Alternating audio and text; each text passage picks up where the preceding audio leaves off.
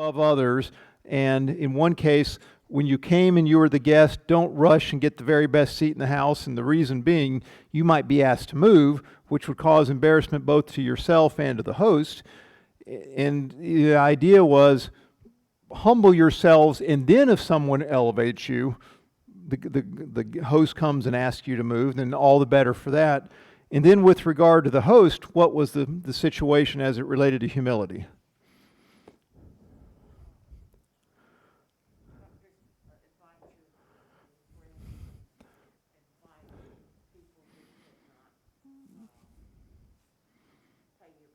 Right, yeah, and the idea was if all you do is invite your relatives and your friends, particularly your rich friends, then there. Maybe one reason you were doing that is because you expected to be repaid for that.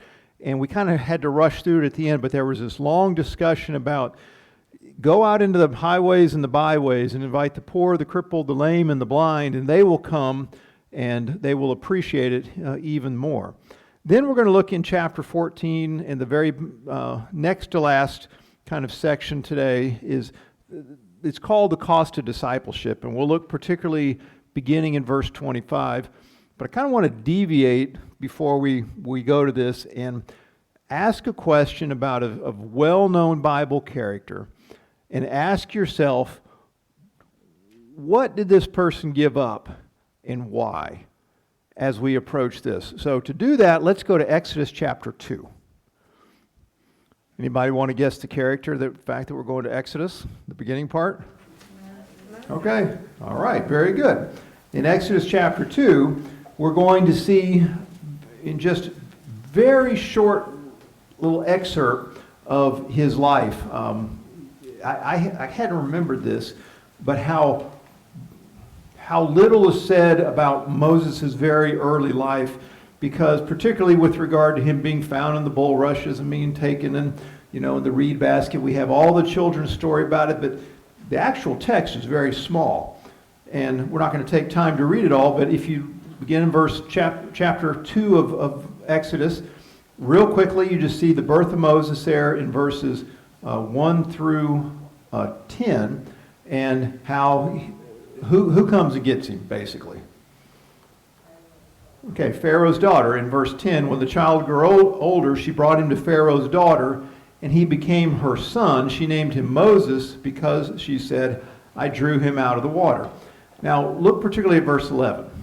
One day, when Moses had grown up, he went out to his people and looked on their burdens and saw an Egyptian beating a Hebrew, one of his people. He looked this way and that, and seeing no one, he struck down the Egyptian and hid him in the sand. When he went out the next day, behold, two Hebrews were struggling together. And he said to this man in the wrong, Why do you strike your companion? He answered, Who made you a prince and judge over us? Do you mean to kill me just as you killed the Egyptian? Then Moses was afraid and thought, Surely the thing is known. When Pharaoh heard of it, he sought to kill Moses. But Moses fled from Pharaoh and stayed in the land of Midian, and he sat down by a well. Now look at verse 16. Now the priest of Midian had 7 daughters, and they came and drew water and filled the troughs to water their father's flock. The shepherds came and drove them away, but Moses stood up and saved them and watered the flock. When he came home to their father, Reuel, he said, How is it you came home today?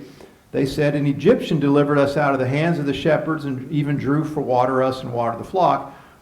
So Reuel said, Where is he? Then where is he? Why have you left this man? Call him that he may eat bread. And Moses was content to dwell with the man. And he gave Moses his daughter Zipporah. She gave birth to a son, and he called his name Gershom, for he said, I have been a sojourner in the land. So I think everybody's heard the story, but basically what happens?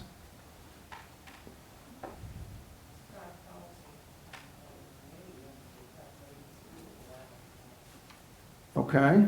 Because for being a person of high rank, the Pharaoh's daughter's son, to someone who's of no rank and a shepherd, being a tender of sheep. Okay, and I agree with that. Looking, Bert? Well, I keep thinking that,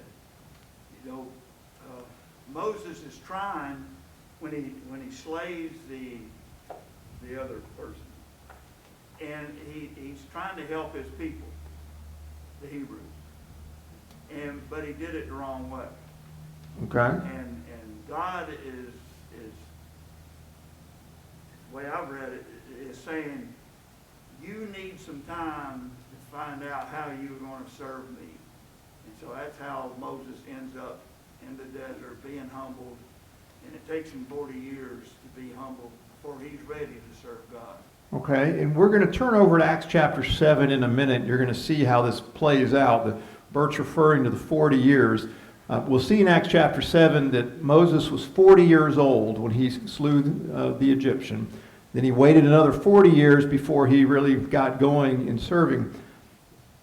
Here's the question I want to pose to you. And think about it in the context of Luke chapter 14 when Jesus says, you need to leave father and mother and everything in order to follow me. Is that what Moses was doing? Was he giving everything up to follow God at this point? Or what do you think his motivation was? Self-preservation right now. Okay, self-preservation in what sense? That his Hebrew people didn't want him, and Pharaoh discovered it, so Pharaoh's trying to kill him. Okay. Justin? I was going to say he was a fugitive, so he was forced. His hand was forced. It wasn't by choice that he gave up everything. Okay. And I think all of that is true. Look at verse 21. And I found this real interesting. So, Moses has killed the Egyptian. He's been seen by other Hebrews. He decides to go, and he's met these people, and verse 21, and Moses was content to dwell with the man. The man is Reuel, the father there. What does that tell you? He's happy with life as it is. He's what? He's happy with life as it is. Yeah, I think life is good, Bill. He had an opportunity here to change his life, and this was evident but part of his character is doing good and justice. It was a little confusing, but he had an opportunity for a new life. Okay, and clearly for whatever, we don't see any indication that he's going to go, back into Egypt. We have in this situation, except when he goes to confront Pharaoh. I mean, he doesn't go back to his former life. And it says here that he was content. Now think about Moses in this situation. Had he been asked to give up everything at this point? Ask? No. Okay. Why did you sound like that was in the form of a question, Jim. Well, he was not asked to give it up. He was, in his mind, I think, felt like he was forced to give it up. Okay. Because I agree with him, he had to flee. He was a fugitive. Mm-hmm. He comes to a point where he is content. Now, at this point, there's no, at least, interaction to my knowledge, other than the initial acquaintance, that he has come to have some type of personal relationship with God. He's still pretty much a man on his own, trying to figure out life, where he's headed, what's going to happen, etc. So, does he meet the strict criteria of giving up father, mother, brother, sister, etc., that Jesus talks about in Luke 14? Yes, in one sense he does, because he's had to give it all up. But no, he's not at a point where he says, okay, I'm going to abandon everything and forget it, I'm going to go serve God. That's not his mindset right now. Okay, and I hope everybody heard Jim, because I think you've accurately framed it, what was going on here. Go over to Acts chapter 7. In Acts chapter 7, we have Stephen's defense of the gospel. And, of course, Stephen meets an inglorious ending at the end of the chapter. He's going to be stoned. What's interesting about, I think, Stephen's defense here, he spends between verse 17 and verse 29 fully explaining Moses. Now, Moses would be a person of great interest to this audience, but in particular, he spends a lot of time talking about Moses' decision, Moses' action in going to flee to Midian after he kills this. So let's just read it, and some of this is going to be repetitive, but one of the things that struck me was Stephen spends more time talking about this than the writer does in Exodus. Stevens gets the full narrative here. So verse 17, but at the time of the promise drew near, which God had granted to Abraham, the people increased and multiplied in Egypt, until there arose over Egypt another king who did not know Joseph. He dwelt shrewdly with our race and forced our fathers to expose their infants so that they would not be kept alive. At this time Moses was born, and he was beautiful in God's sight. And he was brought up for 3 months in his father's house. And when he was exposed, Pharaoh's daughter adopted him and brought him up as her own son. And Moses was instructed in all the wisdom of the Egyptians, and he was mighty in words and deeds. Verse 23, when he was 40 years old, it came into his heart to visit his brothers, the children of Israel. There's what Bert was referring to about the age that this occurs. Verse 24, and seeing one of them being wronged, he defended the oppressed man and avenged him by striking down the Egyptian. He supposed that his brothers would understand that God was giving them salvation by his hand, but they did not understand. And on the following day he appeared to them as they were quarreling and tried to reconcile them, saying, men, you are brothers. Why do you wrong each other? But the man who was wronging his neighbor thrust him aside, saying, who made you a ruler and a judge over us? Do you want to kill me just as you killed the Egyptian yesterday? At this retort, Moses fled and became an exile in the land of Midian, where he became the father of 2 sons. Verse 30, now when 40 years had passed, an angel appeared to him in the wilderness of Mount Sinai, and he goes on from there.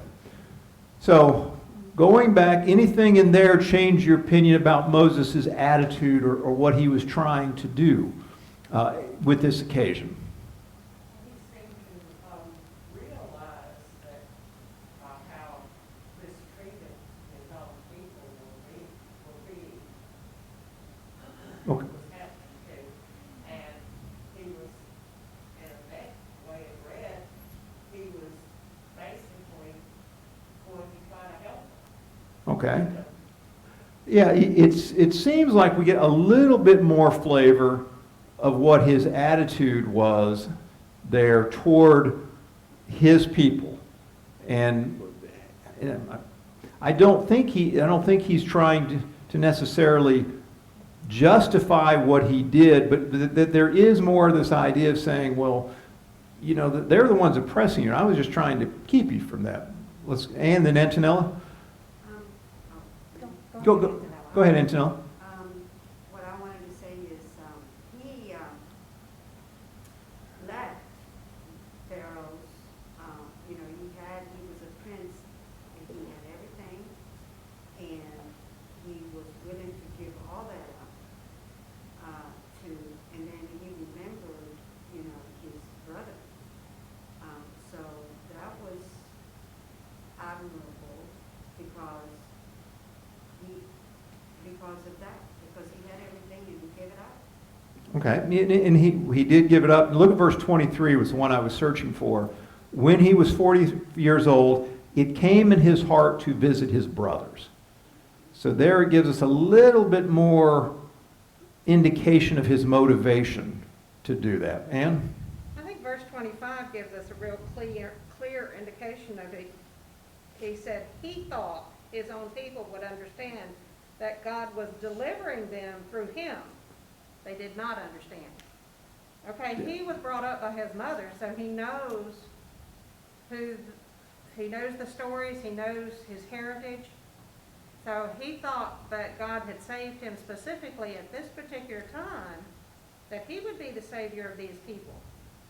And it's not the right time. Mm-hmm. Yeah, and to Ann, as she mentioned, verse 25, he supposed that his brothers would understand that God was giving them salvation by his hand. Justin? I was going to say, his line of logic was incorrect in that he thought it was going to be by his hand, and in reality, it's nothing that he was going to do. It was going to be through God, and God wanted the Israelites to realize that they would only be saved through him, not through anything that a man would do. Yeah, it's interesting when you read that one verse about, is he thinking, well, I alone am going to do this, or does he recognize God's role in it? It's a little bit hard to tell. Now, again, why are we asking all this? Think about Moses' attitude in deciding to go to Midian after he's killed the Egyptian. And, you know, it wasn't, I think, just a situation where Moses happened upon these people and he saw some and said, oh, I think I'll go kill the Egyptian all of a sudden. There seemed to be even a little bit more in his mind. He had decided that he was going to go visit his brothers. He thought he was going to bring them salvation. The question is, what did he really give up? In comparison to, now let's go to Luke chapter 14, where we'll get our full text for the morning. So Luke chapter 14, and we start with beginning in verse 25. Now, just to, again, remember the context of it. This statement that he's going to make about the discipleship and the cost of discipleship is going to come immediately after the two parables of the wedding feast and the banquet. Why do you think it, or do you think it logically follows these two parables, as we've already identified, dealt with humility?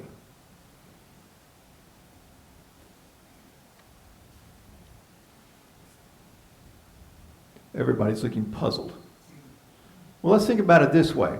Jesus just told them that they have to think about others before self. And he gave them two very strong examples about that. And remember how he concluded verse 11. This is the parable of the wedding feast. For everyone who exalts himself will be humbled, and he who humbles himself will be exalted. And then he gives essentially the same idea in the parable of the banquet. As he goes into this, I think what he's trying to do is to say, okay, I've taught you that humility is the most important thing, at least in these two parables. Now I'm going to teach you about sacrifice. And ask the question, how much are you really willing to sacrifice? Okay, Richard? What's interesting in the great faith chapter, Hebrews chapter 11, he talks about Moses in that chapter and says, by faith, Moses, when he'd grown up, refused to be called the son of Pharaoh. Mm-hmm. And he would endure in the next verse, choosing rather to endure ill treatment with the people of God than enjoy the passing pleasures of sin. So yes, he did in a sense give up pleasure. Yeah. Certain privileges that he would have had Mm-hmm. as Pharaoh's son. Yeah, and that's a really good passage to bring up, Richard, because it's there someone commenting on what they saw Moses give up as opposed to just Moses saying it. All right, so we've got this humility. Now we're going to get into this idea of, and maybe sacrifice isn't the right word, but let's search for the right word as we get chapter 14, verse 25. Now great crowds accompanied him, and he turned and said to them, if anyone comes to me and does not hate his own father and mother and wife and children and brothers and sisters, yes, and even his own life, he cannot be my disciple. Whoever does not bear his own cross and come after me cannot be my disciple. For which of you, desiring to build a tower, does not first come, sit down and count the cost, whether he has enough to complete it? We'll finish the rest of it further in our discussion. But everybody's heard this before, right? You know, if you don't hate your father and mother and brothers and sisters, you can't be my disciple. All right? How much is Jesus requiring of the people at this time? Okay, Ann says a lot, but Complete self-sacrifice. what's that, Roger? Complete self-sacrifice. Okay, complete self-sacrifice. How complete? What's that? He's got to be first. Okay, he's got to be first. Bert? And I've always felt of hate mean you can't love them more than you love me. Yeah, and we're going to look at some verses like that. I wonder whether hate, I'm sure it was properly translated, but does it have the meaning as translated then what it does for us now? Yes. Yeah. So let's think about what does that complete sacrifice really mean? First example he gives is you've got to love, I'm paraphrasing, love your family. You cannot love your family more than Christ. All right, so let's ask, Jim introduced it. What's the idea of hate here, Jim? And does everybody's translation have the word hate? Okay. The word hate means hate. It's the direct opposite of love. All right. And the way that it's used in the verbiage that he's using here, it's a present active indicative. And what that means is that it's a present thing, it's active in its motion, and it's indicative of its intent. Okay. And so when he says you have to hate, it's a progressive thing. The word itself, hang on just a minute, let me click the right word here. The word itself means to hate in the same sense to detest. And so those are strong words. Mhm. They're not meant to mince around. And I think he used the word deliberately.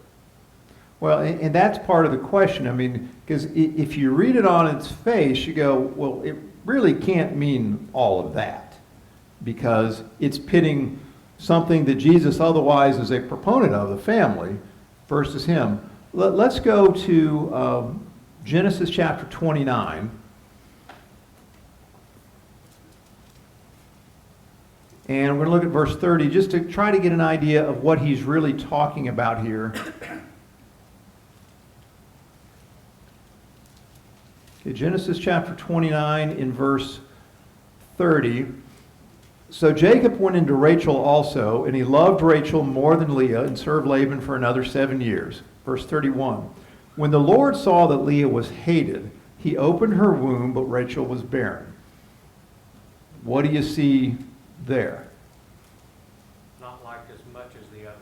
Okay, yeah, and I think start thinking of that idea, not liked as much as the other. But still, if you think about the relative positions of Rachel and Leah, there was a vast difference in the way they were viewed. Was that a fair statement? Okay, Jim? Well, going further into the context of hate in the way that Jesus states it in Luke 14, as I said, it's a very strong word, and it's meant to convey exactly what it says.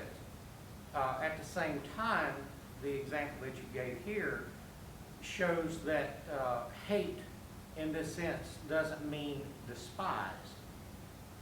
Okay?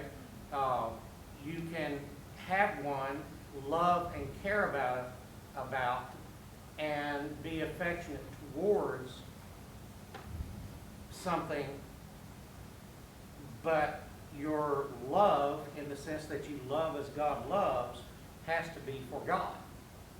And so what Jesus, I think, is trying to get them to differentiate is, does Jesus mean that I have to write letters to all of my sisters and whatever, saying, dear family, I hate you, I can't serve you anymore because I've got to go to the Church of Christ and I've got to serve God? No. But when I go to my family and they are asking me to do something that is contrary to what God wants me to do, I have to love God more than what they're asking me to do. Okay. Roger?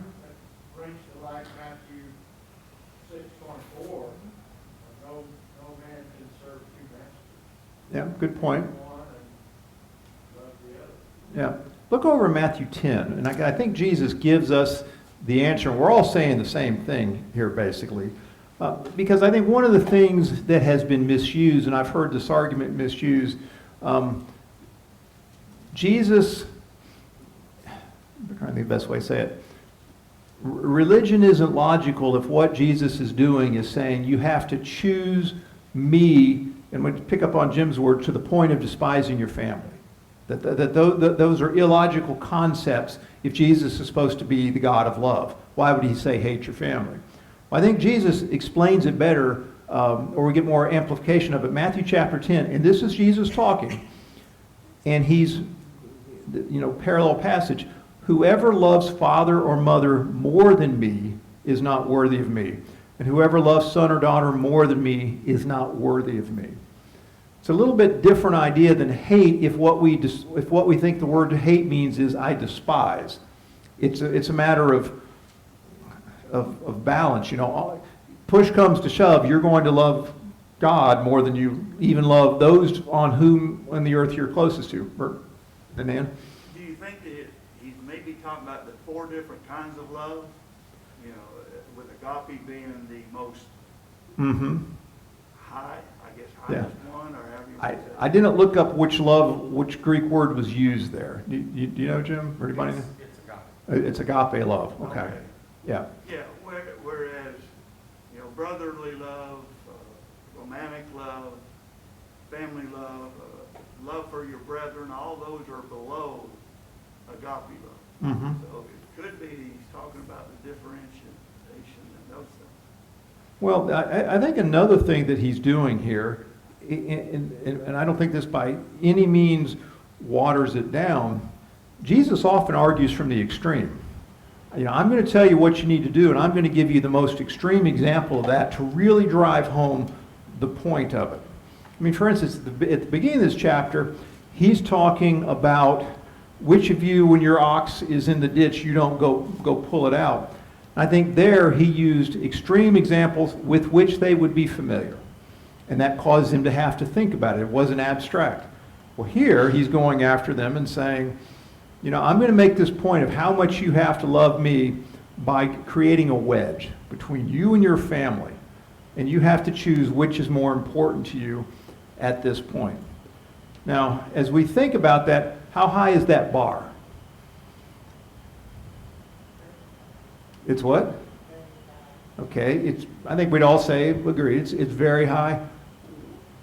How closely do we have to follow it? Are there situations when we can say, well, I'm going to agree with more my family than what I see the scriptures otherwise require me to do? Or is it a pure black and white line? I think here in Matthew, in verse, 30, beginning at 35 or 40. Okay. Talking about setting his father anyway. Yeah, well, look. Setting against his father, and I think it's referring to what Jim says. If your family is causing you or trying to cause you to go against God's will, then that is where you have to draw the line and decide, you know, how you're going to act in this situation. Let's go back to, Joey referred to Matthew 10. Let's read that full context. Because I think we'll see here a fuller explanation directly from Jesus. Verse 34, do not think that I have come to bring peace to the earth. I have not come to bring peace, but a sword. For I have come to set a man against his father, and a daughter against her mother, and a daughter-in-law against her mother-in-law. And a person's enemies will be those of his own household. Whoever loves father or mother more than me is not worthy of me, and whoever loves son or daughter more than me is not worthy of me. And whoever does not take his cross and follow me is not worthy of me. Whoever finds his life will lose it, and whoever loses his life for my sake will find it. He's even more extreme here than I think he is in Luke 14, in the sense of that phrase, verse 36, a person's enemies will be those of his own household. He's setting the bar of discipleship, the cost of discipleship, very high. We all agree with that? Okay, so now he's going to give the second piece of this. So he says, I'm again paraphrasing, you have to love your family less than you love Christ. Then he's going to give this idea of you come bear your cross and follow me. So look at again, Luke 14, verse 27. Whoever does not bear his own cross and come after me cannot be my disciple. Why would he use that language? And does it mean something different to us today than it would have meant to them? Richard? I think we all have different crosses. Everyone in here has a different cross or burden Mhm. there as far as committing to Christ. And so he individualizes the actual bearing of a cross right here. And we can all, look in our own lives and see, well, I have a cross that's different from Mhm. my sister or brother that's over here. Yeah, So- but what do you think it meant to them at this point? You must be willing to die for Christ. Okay, which I agree with that, Kathy, but I find it interesting, maybe this is just me, how much did they understand the idea of a cross in being born when in fact they hadn't seen Jesus die on a cross yet?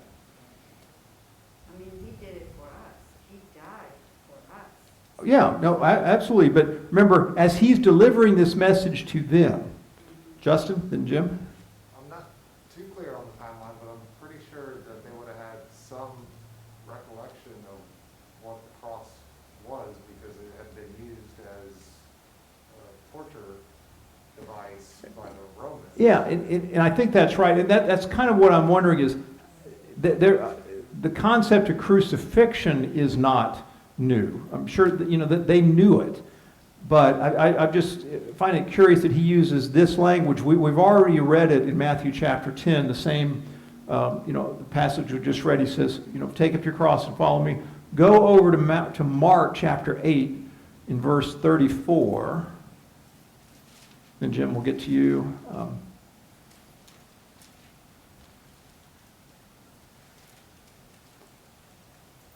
In Mark 8, verse 34, and calling the crowd to him with his disciples, he said to them, if anyone would come after me, let him deny himself and take up his cross and follow me. The preceding verses, going back to verse 31, he had been more direct about the fact that he was going to be killed. Verse 31, and he began to teach them that the Son of Man must suffer many things and be rejected by the elders and chief priests and scribes and be killed, and 3 days rise again. I'm going to pick up on something Kathy said here. She said, must be willing to be killed. If they were familiar with crucifixion as a means of execution, as Justin suggested, and Jesus has just taught them about, I'm going to be killed, and he uses this idea of how he's going to be killed. And he says, and then we're back in still Mark verses 8, let him deny himself and take up his cross and follow me. How stark of a message do you think that is to them?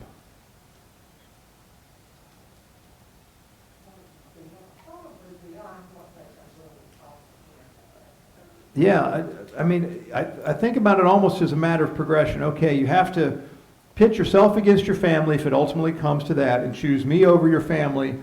And oh, by the way, just as I am willing to bear the cross, I'm expecting you to do the same. Jim? Well, a couple of things to keep in mind. Number one, the Gospels are written after Jesus' death. Right. So to have that word cross in there would have had a deep impact on whoever the reader was. Mm-hmm.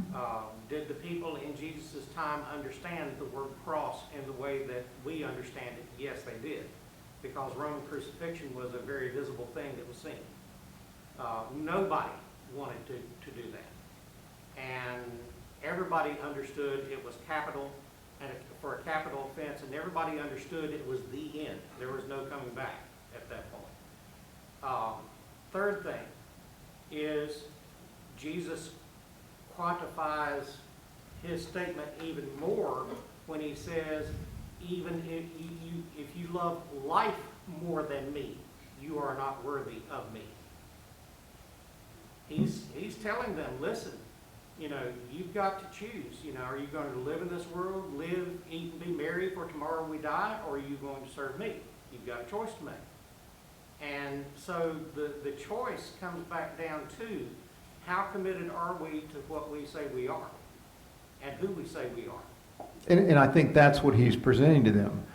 To the point of how we view it now or how the readers at the time would have heard it, which Jim's absolutely correct. It was written after the fact. But remember, Jesus said this to them. Verse 34, And calling the crowd to him with his disciples, he said to them, if anyone would come after me, let him deny himself and take up his cross. So I'm sure it had an impact then, even more when you had the benefit of reading about it and knowing what happened. And for us, we have all that history to understand what was going on. But do you see how he's kind of building the argument here? I'm not saying it's necessarily stair-step, but each time Jesus is talking, this cost is getting, higher and higher. Okay, and then we're going to go to the third situation here. Well, it comes down to a paradigm shift because in the particular society, the rulers and the religious rulers, they were the pinnacle of society. And he is turning that on their ear. He is telling them, that's not your pinnacle, that's not your worship, that's not where you need to be putting your thoughts. Your thoughts need to be focused upon God and what God wants you to do, and that means there's going to be a lot of difficulty, a lot of sacrifice, and you're going to have to bear your own burdens. It's not something that's going to be easy, so you have to count cost. And that's what he's trying to get everyone to understand, is there is a cost involved in becoming and following and saying, I am a child of God. Yeah, and let's jump real quickly to verse 33 of Luke 14 and keep what Ann was saying about the idea of bearing a cost. Verse 33, so therefore any one of you who does not renounce all that he has cannot be my disciple. So the three things he said is, love me more than your family, bear your cross, and now renounce all that you have. And let's look at a couple of passages where he's made similar statements. Then I want to go back and really focus on this idea of this is not meant to be a rash decision. It is something you need to think through, and he's going to use these example of a king going to war and a builder before they build a building. They sit down and figure it out. But again, this is not something that is unique to this one passage in Luke 14. So go back to Luke 5. In verse 11, nope, that is wrong passage. Go to Luke 5:28.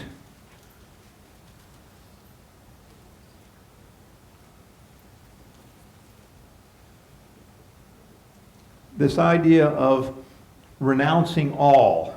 How quickly do you do it? How completely do you do it? Verse 20, go to verse 27. After this, he went out and saw a tax collector named Levi sitting in a tax booth, and he said to him, follow me. And leaving everything, he rose and followed him. Go to Luke 12. In verse 33,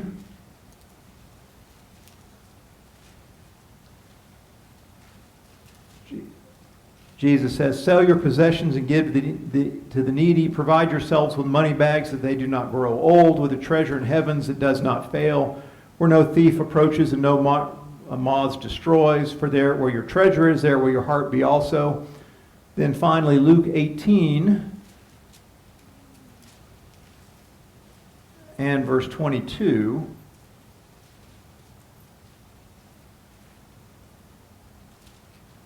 And actually, go back to verse 18. This is the story of the rich young ruler. I think everybody's pretty familiar with that. Ruler asked him, good teacher, what must I do to inherit eternal life? And Jesus said to him, why do you call me good? No one is good except God alone. You know the commandments. Do not commit adultery. Do not murder. Do not steal. Do not bear false witness. Honor your father and mother. And he said, all these things I have kept from my youth. When Jesus heard this, he said to him, one thing you still lack. Sell all that you have and distribute to the poor, and you will have treasure in heaven, and come and follow me. But when he heard these things, he became very sad, for he was extremely rich. So the idea here is that we're to renounce all. How many people really how do you really come to that decision, that you're willing to do that? And that's where I think we get back. Go back to Luke 14. And what I want you to notice is, so we pick up in, gotta scroll back to the right one. In Luke 14, of the two statements he makes them just point blank. Verse 25, if anyone comes to me and does not hate his own father and mother and wife and children, yes, and even his own life, he cannot be my disciple. So, statement 1. Statement 2, whoever does not bear his own cross and come after me cannot be my disciple. Statement 2. But then he's going to give an explanation of this renouncing everything before he actually tells them to do it.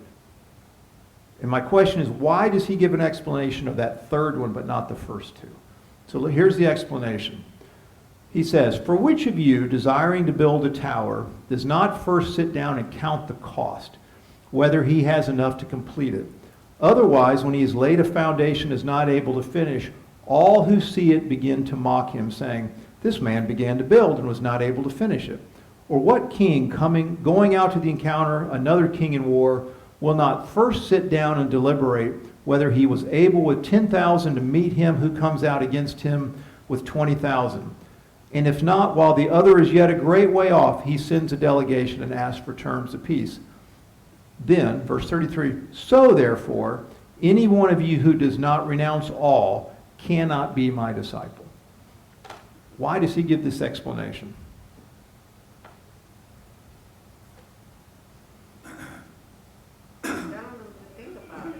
Okay. Want him to think about it. Think about what you are willing to give up and give up for the sake of the Lord Jesus. I mean, they died for Jesus. Mm-hmm. His apostles died for the sake of Jesus. They went all over the place. They had no houses. And Paul didn't, he was in prison and he gave it all up. He had nothing. Okay. And so they were willing to do that for Jesus. And when Jesus prayed in the Garden of Gethsemane, and he said to them, not only for, when he prayed to the Father, he said, not just for these, but those that listen to his words, and we are to follow their teaching. Yeah, so the idea is you think about it first, Bert and Jim. My first thought as a teacher was that maybe with the first two comments, he saw he was losing them, so he had to give more explanation. Okay. Yeah. Well, yeah, if you haven't fled after those first two comments, if you've hung around for the third, you're right. There's a lot there. Jim? When the choice is made, like many of the people were doing here, I'm going to follow him. This is not a new teaching he's giving them. Right. He's shown them a pattern of Mhm. this because he had the 5,000 that were following him, and he says, you're only following me for the food. Right. Mhm. And he demonstrates that very clearly because when he starts giving them the rules of the road, they leave and go somewhere else. And it's the same thing with us. I think another example of counting the cost and all of this that we're speaking of is that after Jesus gives this parable to lay down their life for him, I think Peter takes that literally to heart because he begins saying, I will die with you. I will die for you. And he demonstrates that in the garden when he pulls out the knife and whacks off the ear of Malchus. Right. And Jesus tells him, you missed the boat. He misunderstood. Sometimes what we think is commitment is not the commitment that God wants. And we have to come to terms with that on a very personal thing. How deep that commitment is going to run is going to depend on how much we truly love God and believe that God is who he says he is. Point in task. I can say all day long, I love God, I follow God, I do this. But good example is Job. Job is laying on his sick bed. He's wanting nothing more than just a word of comfort or somebody to come by. And even his own wife, who's his right hand, comes by and says, just curse God and die. Right. Job has a choice to make there.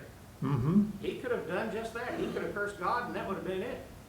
But he has to make a choice. Am I going to follow God or am I not?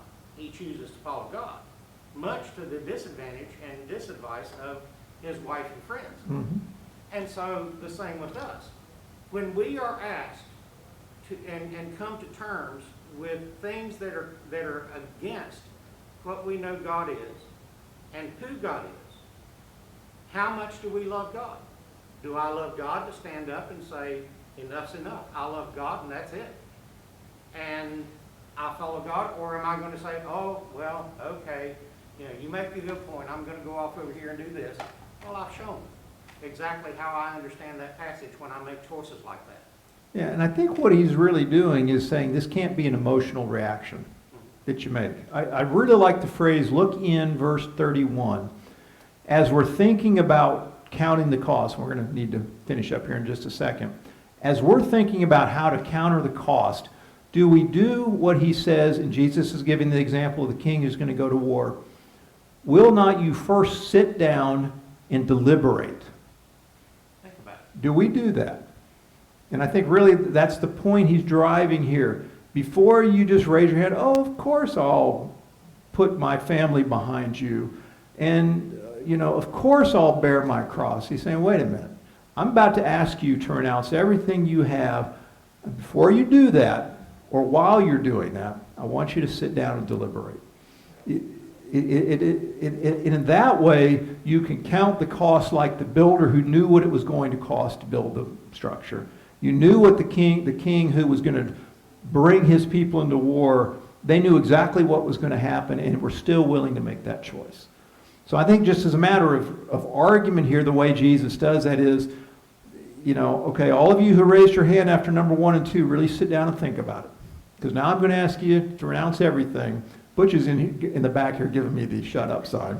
So, but just you think about how he's now led this group of people in this encounter he's had in 14 with humility, yourself behind others, yourself and your interest behind Christ, and before you do it, sit down and really think about it. Okay, we'll pick it up next week, but thanks for your good discussion on all that. Roger, you're going to get me in trouble with Butch, but go ahead. I'm just going to say, he ends that chapter there with, you got an ear to hear, you better hear. Mm-hmm. And I don't know if that's just an adamant statement or a warning. Probably a little of both. I mean, just think about how hard these sayings are if you're sitting in that audience as he's making them. We've had the benefit of years of reading it and thinking about it. He's confronting them with these statements. Very tough. Okay, thanks for your comments.